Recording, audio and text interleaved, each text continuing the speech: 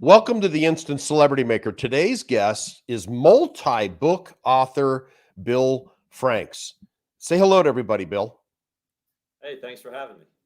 Well, I'm glad you're here. So we were talking a little bit before we started the live broadcast here about 5 books that you've written. That's rare to have a multi-book author. It's rare to have a single book author, but a multi-book author is a big deal. That's a rarity. Yeah, it's interesting too. I'll tell you, the one thing that people don't think about, and part of how I ended up the multi-book author is if you've never written a book, no one cares. Once you've written a book, people think it's really cool, but it's actually, in my mind, it hit me after I wrote the first book. You know, it could be worse to be the guy who had a book 10 years ago and never had another one than to never have had a book.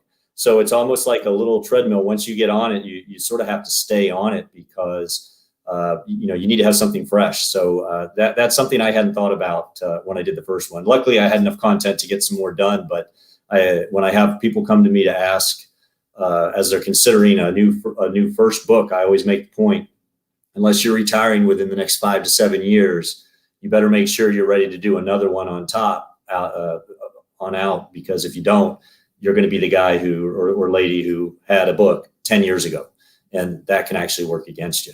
That's true. Well, let's jump in a little bit about this. How would your friends describe you?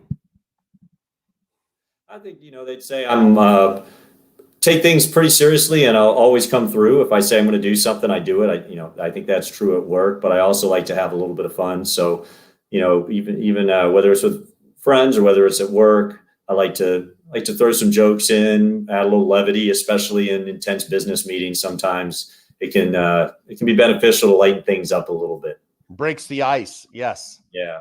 Humor is underappreciated, I believe, and I wish I could bring George Carlin back. He was my favorite. Funny guy. So what's your greatest accomplishment in life or business? I'd say it was taking a career that I got into, analytics, which at the time I got into it back in the early 90s was not a career at all. It was something that was kind of new, had no career path, and being able to work my way up over the years to be one of the first chief analytics officers at a large public company.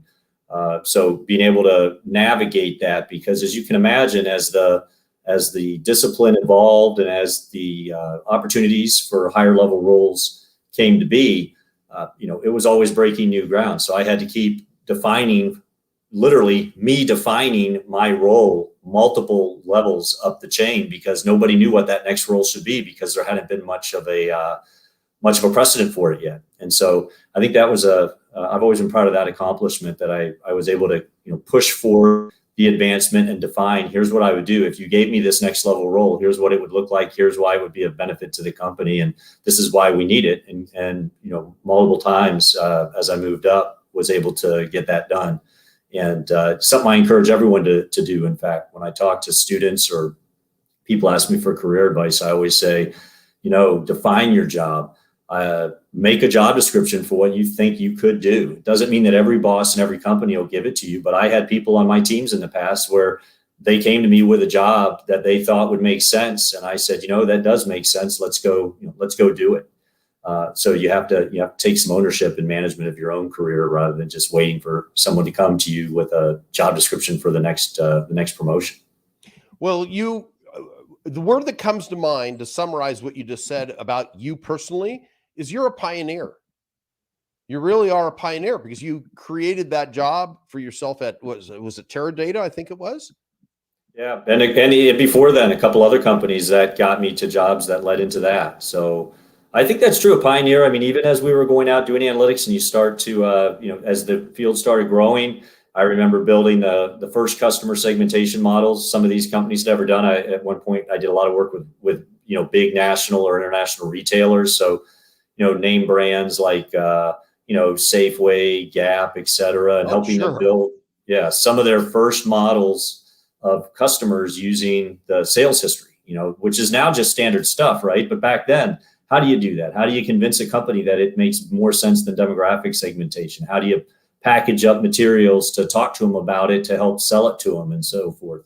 All of that was new. And so I think that's kind of the the theme everywhere over my career. I've always been having to invent new offers, invent new new ways to do things, in part because they needed to be invented. So there was others like me out there, obviously, of my same generation doing similar, and that's who we were competing against at any point in time.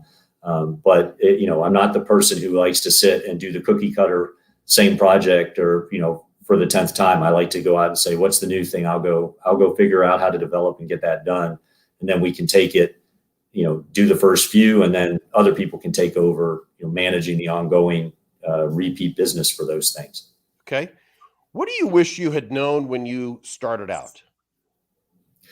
What I really wish I had known, I'll be honest with you, it's the fact of how much all these technical trainings that I had as I had a master's in undergrad in statistics.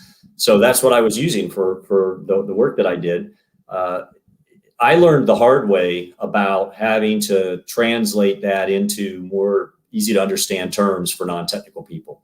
I actually remember a couple of hard lessons early in my career where I had great results and the client didn't do much with it, and I was all frustrated. Now I realized what I did was the classic mistake that people like me in my field make, which was I mistook my excitement for the technical details to be their excitement for the technical details. All they cared about was, what the heck do I do with this stuff? And so that's been a theme that I've now embraced and encourage everyone else to think about. But unfortunately, no one told me that. I learned it the hard way.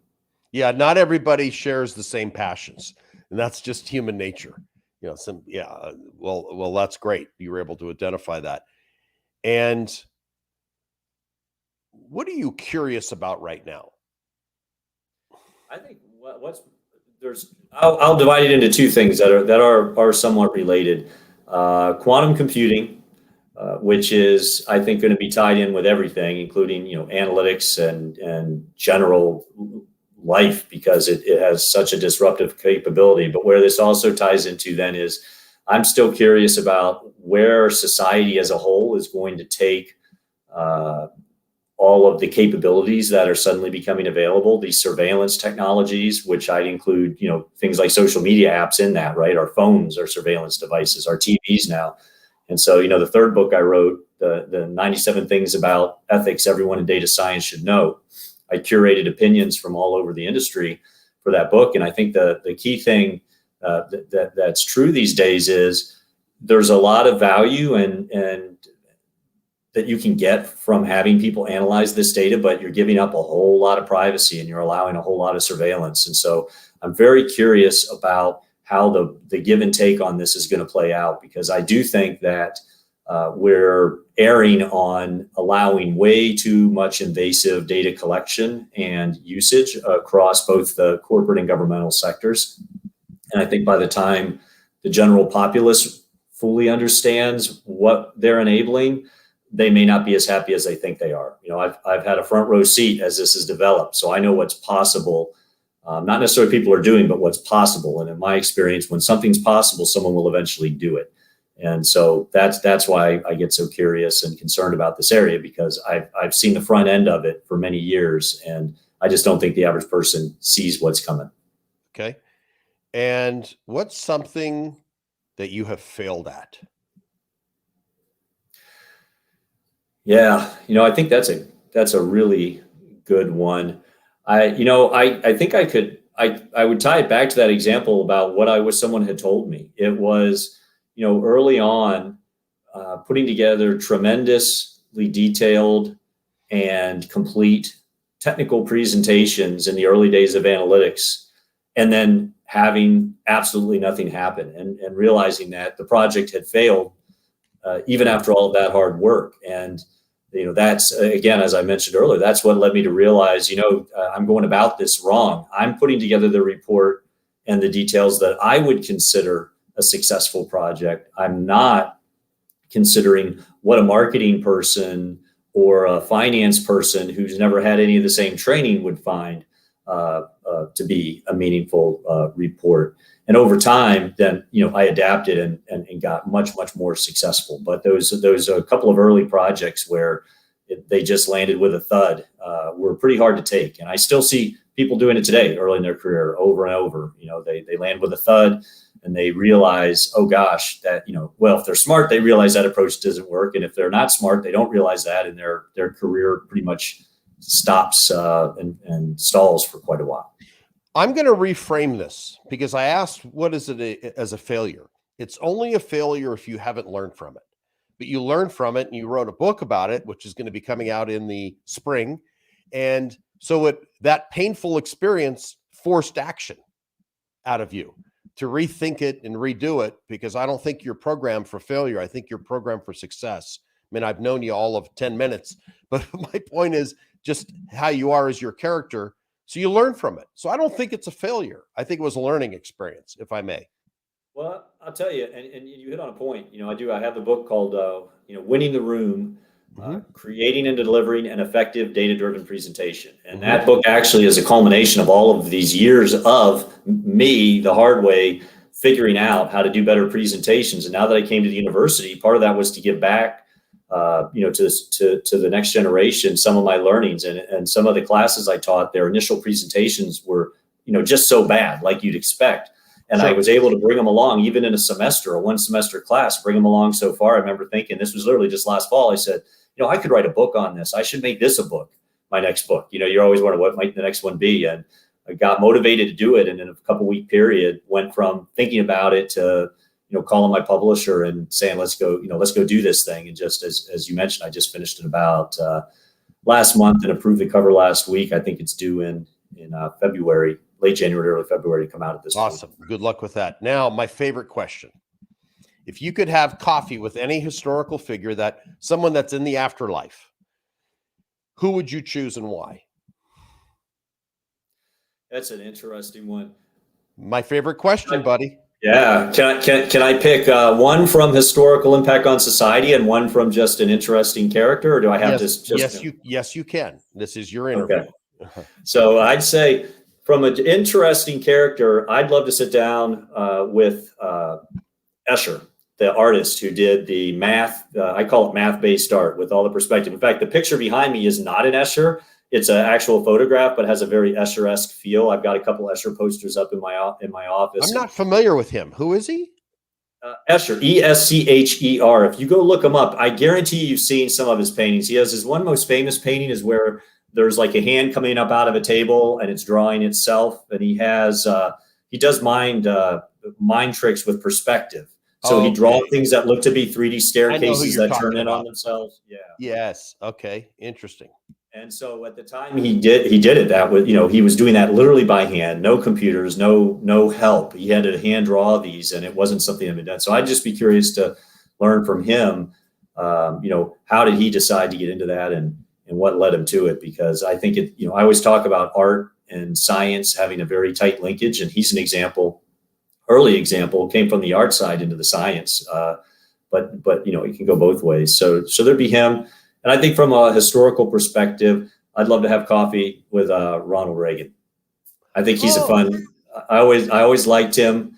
I think he'd just be a fun guy to sit down and hang out with. I actually did get to meet him once, although it was a very brief. It was one of those photo op opportunities wherein got to shake his hand, get a picture, and say a word or two. So it'd be good to extend that. Yeah, it's interesting you mentioned him. He was one of my favorite presidents. I mean, he answered so well. He started every answer to his questions with, well, and then let me check with Nancy. But I knew his son quite well, Ron Reagan Jr. He worked out at the same school I went to in Taekwondo, and he was a really nice guy. Former ballet dancer, but Ron Reagan Jr. was very sharp and was respectful of his dad and just a good guy. So that was as close as I got to his father, but very good choice. I like Ronald Reagan as a historical choice. Great. What I liked about him too, he was so down to earth, right? He's not your classic politician type. So no, he was an actor. He was pliable. So certainly. So who's been your most important professional mentor? Yeah, this is an easy one, actually. It's funny. I was on a local professional group here in town in Atlanta called Kettering. Had a speaker the other week talking about the difference between mentorship and sponsorship. And I'd never thought of this, right? And so what I'll throw out to you, I had an epiphany that this person wasn't just a mentor, they were actually a sponsor. And the difference is a mentor tells you what you might do and tells you how you might go about things. A sponsor actively helps you get there. And so back to it, when I was at Teradata, the big public company, and we first started, he and I first started talking about, we might need to create this chief analytics officer role. He actually was the one who, and he had no analytical background, right? He was a longtime sales guy, but he got that this was something that was important now that we had all of the clients that had all the data on our systems that they did. And he helped me navigate that process, sponsored me, up even to the CEO and helped me get it done. And so I always have appreciated that. And I hope I can get the opportunity to return that to somebody at some point in time. Bill, I want you to repeat that because that was valuable, because sponsor helps you get there. So yeah, the difference between a mentor gives you advice, coaches, you get to give it as a coach. A sponsor is actually helping you get there. They're going out on your behalf and telling someone you need to talk to this person, as opposed to just telling you should go talk to that person. So they're actively involved in making it happen. And I thought that was a terrific distinction. I love that. Love that. Because I operate in that world quite a bit in another area. So the difference between a sponsor and a mentor, love it. That was great. I wish I could remember the name of the speaker right now off the top of my head, and I can't. I owe them the props for their. So it's an anonymous. Let's call it an anonymous quote then. Okay, the difference between a sponsor and a mentor, but that's great. Gives advice versus helps you get there. Love it. And if you could go back to an 18-year-old Bill, what advice would it be that you would give him? Your younger self. Yeah, it's funny. I think it's to be less uptight and try and don't worry about when things don't go to plan as much. Because as I mentioned, I got into a career that didn't exist. I moved when I was single, especially. I moved around every couple of years, cross country and back, and had different roles. And I'd always have these master plans worked out. And then they hardly ever worked out the way I thought they would, but something better almost than what I had planned always happened. And so it's really funny because I am a very kind of type A, detail-oriented person. I have to be as analytics. Of course. I've actually come to embrace the uncertainty at times. When I get to a point at a job or in life on a personal issue where it's even more ambiguous than normal and I'm finding myself really stressed that I don't know which way to go, I actually then get comfort in that, because I say every time I get to this point, something happens that resolves it. And it's often not something I was anticipating, but it always does. And so I actually now, instead of getting even more uptight when I don't have a clear path to resolution on something, I actually it's like I take a deep breath and go, okay, we're in the same pattern, and soon enough, something's going to pop up. It could be my plan, but as often as not, it won't be my plan. And when it pops up, I'll see it, I'll go after it, and everything's going to work out fine. And so I think that's something that when I was 18, I certainly didn't appreciate, and it took me many years to appreciate that, because I had to see the pattern evolve of my stress actually leading to nothing that helped resolve the situation correctly. Do you have goals in front of you? Yeah, I think everybody always does. Yeah. Okay. So what's your plan to achieve your goals? That might be true for you. Another book. I know you have the other one coming out in the spring. I mean, do you have a sixth book after that that's already in the forethought? I don't have one. In fact, I didn't expect to do I didn't have the fifth one in a forethought 6 months ago. So that's kind of how it goes. I think my plan is always, I always have a couple of next things I want to achieve, along with some longer term goals that I'm hoping to get to. And I just focus on those. I mean, every day you just kind of focus on it. And I take actions that I think will help me get there. But at the same time, back to the prior conversation about the uncertainty, I'm always looking for an opportunity where something that wasn't in my current goal set, or that wasn't something I explicitly thought about, where I have to go, you know what, that's not what I was thinking of, but I'm going to go do that, because I'm going to change my goal because I see a different path that'll get me to the same general space. And even taking this job at university was an example of that. I came from a long corporate career. I could be making a lot more money, a lot of other places, but I said, you know what? I'd love to go and have a role in teaching and helping students and so forth. And I think that I can still go out and do public. I did an event last night here in town for a company. gave a talk for them to a executive audience that they had brought together. And so I get to still do a lot of the things I want to do, but from a different forum. And I think that's okay. And I'm getting a whole different perspective now on things. And in fact, it led to the 5th book I wasn't planning by taking this job. That was an unexpected thing, but it's in line with my overall goals and trying to continue to build my own, my own personal brand and spot in the market. Okay. And when you have a challenge in life, how do you manage this? How do you overcome a challenge when life throws it at you?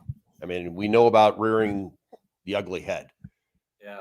Well, it's funny. So typically one of the things I do that I think my wife and family would all agree can be driving people crazy at times is I tend to try and think through of what are things that could go wrong from here, given where we are, and what would we do if they did. So that works great in the consulting world, right? It wasn't very often that I'd get completely caught off guard by something that I hadn't even given a thought to.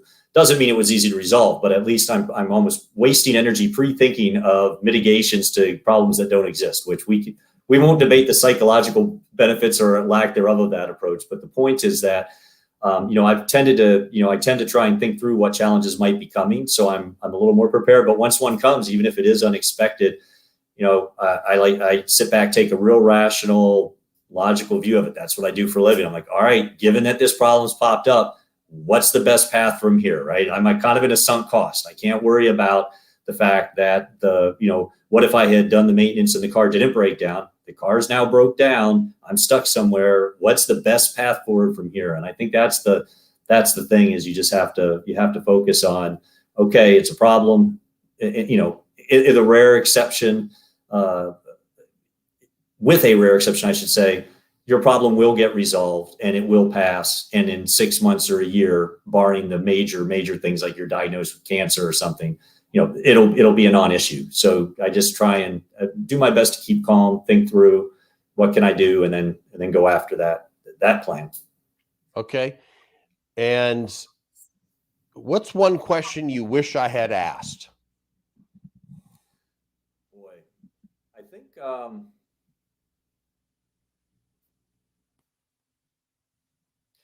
I wish, because now what I heard you, I wish you had asked me about some of my hobbies, because you mentioned. Bill, what are some of your hobbies?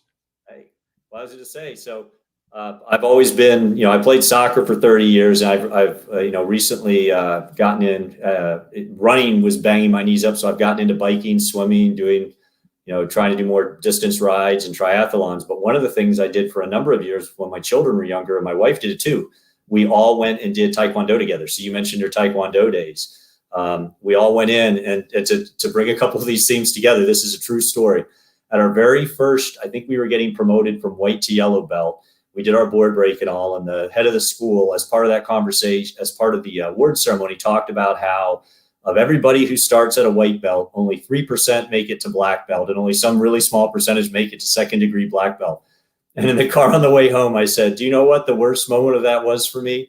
And they're like, no. I said, what did he say about black belts? Like, oh no, now you're obsessed with getting a black belt, aren't you? I said, you know it. And so we ended up getting, all 4 of us got 2nd degree black belts. So, Bill, let me just share with you. I've got to press on this because this is very close to my heart, because I've been a martial artist since age 10. I'm a 6th degree. And oh, wow. Yeah, I had a school, and this was my passion. I've got 3 different black belts. Every time I've tied a black belt around a student, and I'm not doing it anymore because my body is so banged up. But when I used to do that, I said, you are now just not even mastered. You've now managed the basics. The difference between a 1st degree and a 2nd degree is vast. Yeah. It's vast, because it's usually about 4 years later that you then get your 2nd degree. Time. It took me a long time to get to 6th, but it's commitment, it's time commitment, but there's a major difference. And you're right. The statistic is about 3%. And I was going to use that as a metaphor when you talked about writing a book. To get a book, one book is a black belt. To write a 2nd book, 2nd degree. So you're a 5th degree black belt in authorship, I would say, because you've done that. But yeah, if you're a 2nd degree black belt in Taekwondo, Mudukwon? No, just Regular, straight up Taekwondo. I don't know if they ever said exactly which kind. No, well, I meant, did you get your certificate from Korea? Is it from Kukiwon? Oh, Are no, you it's ATF or from, WTF? World Taekwondo Federation? I You think don't. American. I think it was the American. I'd have to go Okay, look at that's it. fine. Honestly, yeah. But Yeah, I'll you tell know, you, it's funny. It's funny though. It is the book theme because the reason that we all wanted to get the second degree, I said, it's not that. Well, obviously, not many people get their first degree, but the real commitment is to get that second degree because not many people, even fewer, do it, and you can prove that you can do it more than once. Is even shows it's a pattern versus an exception. So just much like the books, it's like, okay, one black belt is great, but it's a point. Get two, now you've established a pattern. And so you're a rarity. You're a multi-book author. Very few of us who are authors write a second book. It's a very small percentage. That in itself is a big feat to write a book. Most people never write one. Most people never make it to black belt. And even I don't know what the percentage go from first to second dan, but it's minute. And then going up from there, of course, it drops precipitously over time. And that would be an interesting graph. I mean, you're a stats guy. I'd love to see that statistic in reality. It's like how many people start, open up, go to a martial arts school, enroll, and then drop. Yeah. You came up with 3%. That seems about right. But I would be curious how many then go to second, how many go to third. And I think one of the big bodies, I know we're a little bit off track, but we're not, is, that's a great statistic to look into.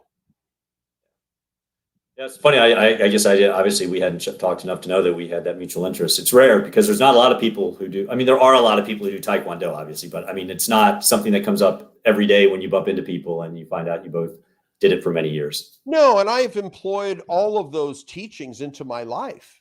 It's, the big thing is I don't believe in being late.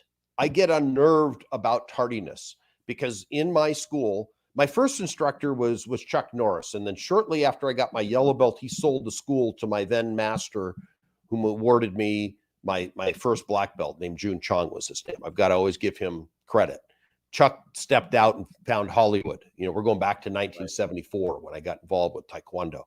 And I remember the lesson that my instructor, Jun Chong, gave me. I showed up late to class once. The bus was late. I was taking the bus to the school.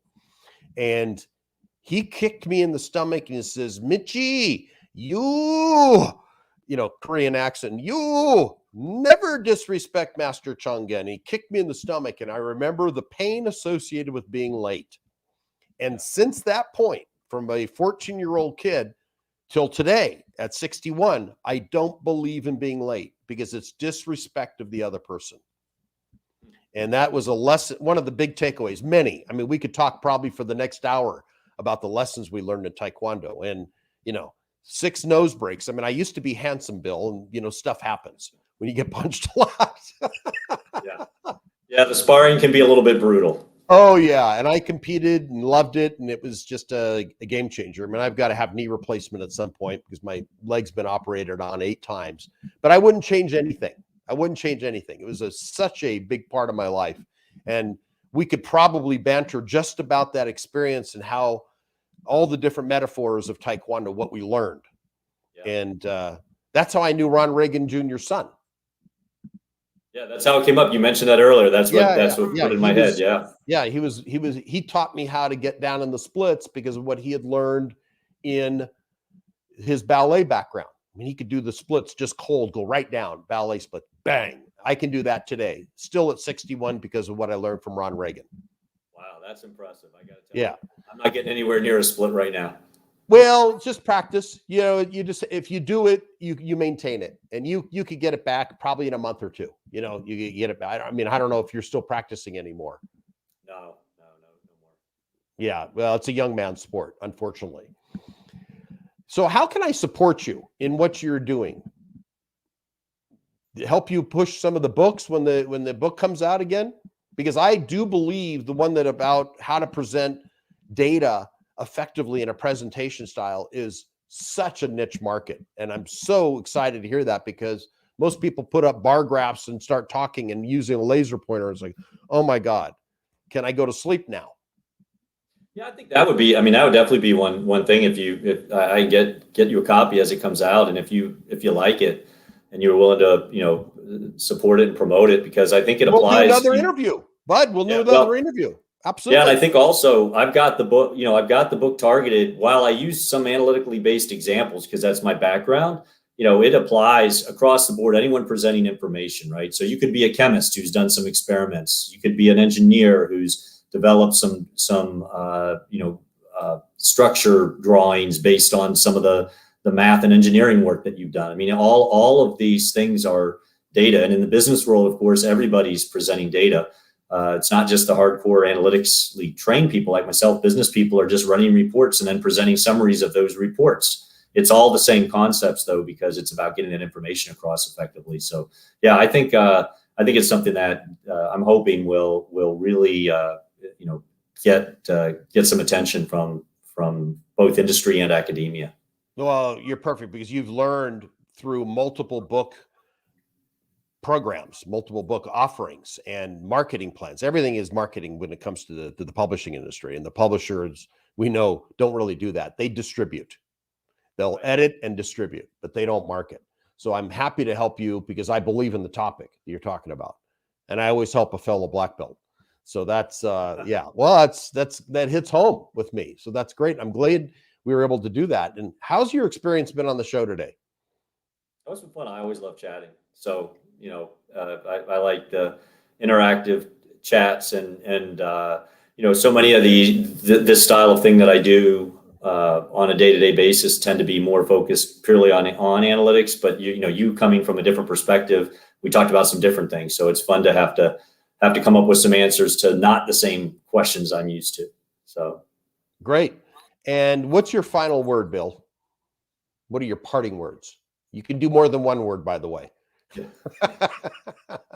No, I just say, thanks for having me on. Hopefully some of the perspectives and the questions that I gave to the questions that you asked will be of benefit to at least a couple of folks who might happen to check this out. Okay. Well, I'll be happy to help you when your book is released. We'll do another and we'll promote your book together. All right. That sounds good. Thank you for your time today. Yep. Thanks for having me.